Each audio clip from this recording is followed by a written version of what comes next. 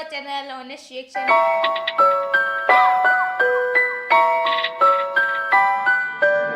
Yoxi.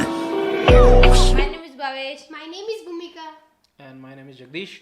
और आज एक वीडियो है, हम देखने वाले हैं the feet of Pakistani pilots the America will always remember. तो ऐसा कोई लेसन है, कुछ स्टोरी है अमेरिका एंड पाकिस्तान के बीच में, पता नहीं क्या है। तो देखते हैं कि वीडियो क्या है, उसके बाद बताते हैं आपको। क्यों शुरू करें video? Okay, let's play. Search point के तमाम देखने और सुनने वालों को अस्सलाम वालेकुम।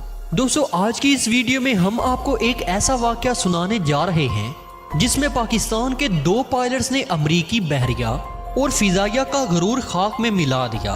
इन शाहीनों ने ऐसा कारनामा सर अंजाम दिया जिसको तारीख हमेशा याद रखेगी। इस कारनामे ने दुनिया को हैरत में डाल दिया। नाज़रीन ग्रामी, 1995 में स्पाइडर अलर्ट के नाम से पाकिस्तान और अमेरिका की मुश्तरका मशक़ें शुरू थी, जिसमें पाकिस्तान के तीनों शोबों ने भरपूर हिस्सा लिया। जंगी मशकों के आखिर में ये प्रोग्राम था कि फिजा से समंदर पर हमला किया जाए। इसमें पाक फिजाइया को ये टास्क दिया गया कि वो समंदर में मौजूद बहरी बेड़े इब्राहिम लिंकन के करीब जाकर इस पर मसनूई हमला करे, और दूसरी तरफ अमरीकी बहरी बेड़े पर मौजूद अमले को ये टास्क दिया गया कि इस हमले से बचना है और इस त्यारे का सुराग लगाना है जो कि बहरी बेड़े के करीब आने वाला था। अमेरिका का ये प्रोग्राम था कि अमरीकी बहरी बेड़े पाकिस्तानी त्यारों को चुटकी में घेर देंगे और इन पर हमला कर देंगे। इन मशकों में अमरीकी अफसरान बिल्कुल पुर उम्मीद थे कि पाकिस्तानी त्यारे हमारे बहरी बेड़े पर हमला नहीं कर सकेंगे और पहले ही इनको गिरा दिया जाएगा। अमरीका को यह तसल्ली थी कि इनके पास दुनिया का बेहतरीन रेडार सिस्टम मौजूद है जो कि इस बहरी बेड़े पर नस्ब किया गया है, इसलिए कोई भी त्यारा इस बहरी बेड़े के करीब नहीं आ सकता। और दूसरी खूबी इस रेडार सिस्टम की थी कि वो कोसों दूर किसी भी चीज की नकलो हरकत को डिटेक्ट कर सकता है। और तीसरी सबसे बड़ी खूबी अमरीकी बहरी बेड़े की ये थी कि इस बहरी बेड़े पर जो मौजूद ऑपरेशनल त्यारे थे वो भी जदीद तरीन त्यारे थे और पाकिस्तानी त्यारों से ज्यादा जदीद और तेज रफ्तार थे। दोस्तों, जब पाकिस्तानी पायलट्स को इस मिशन के बारे में बताया गया तो तमाम पायलट्स ने इस मिशन पर जाने की ख्वाहिश जाहिर की, यानी कोई भी पायलट इस मिशन पर जाने से घबराया नहीं।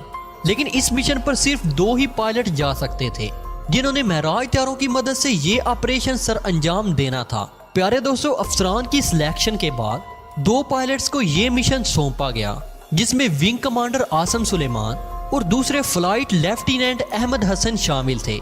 विंग कमांडर आसम सुलेमान उस वक्त पाक फिजाइया के कमांडर आर्ट के ऑफिसर भी थे। चुनाचे दोपहर के 3 बजे दोनों पायलट्स ने मिशन पर जाने से पहले अपने त्यारों की चेकिंग की।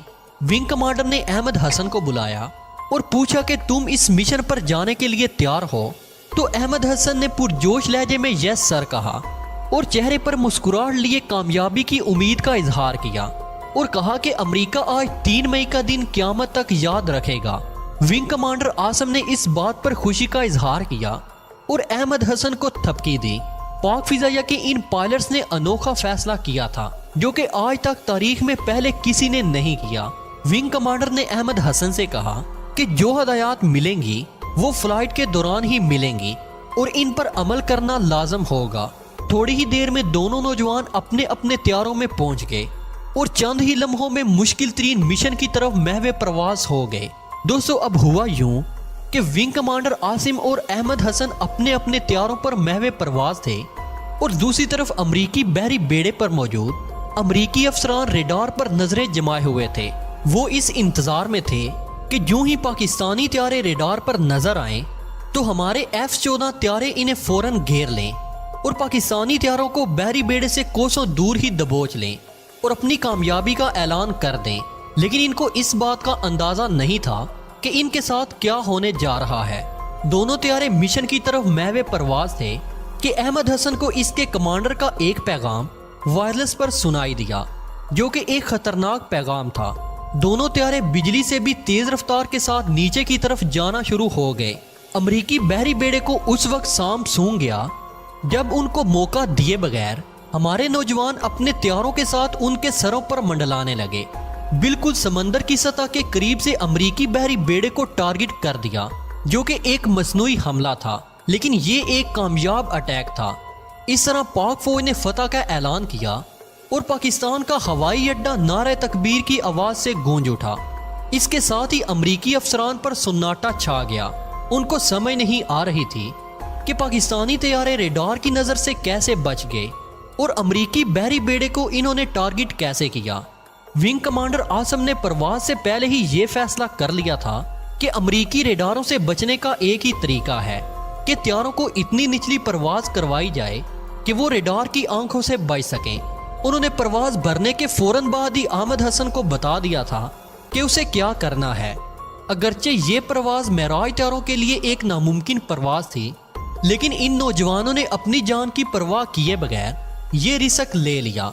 दोस्तों, इतनी निचली परवाज दुनिया में आज तक किसी त्यारे ने नहीं की। पाकिस्तान के शाहीनों ने दुनिया में एक मिसाल कायम कर दी। पाकिस्तान के जवानों ने अमेरिका को यह बावर करवा दिया कि तुम पाक फिजाइया के जज्बे के आगे कुछ नहीं। प्यारे दोस्तों, आपको ये भी बताते चलें कि जमीन के मुकाबले में सतह समंदर पर इस तरह की परवाज बहुत ही ज्यादा खतरनाक हो सकती है, क्योंकि समंदर की सतह पर हवा का दबाव जमीन की निस्बत बहुत ही कम होता है। इसलिए समंदर पर ज्यादा खतरा होता है और तैयारों के क्रैश होने के 100% चांसेस होते हैं। लेकिन नौजवानों का जज्बा ये था कि उन्होंने अपनी जान की परवाह किए बगैर अमेरिका के गिरोह को खाक में मिला दिया और इनको बता दिया कि जंगे हथियारों से नहीं बल्कि जज्बों से जीती जाती हैं।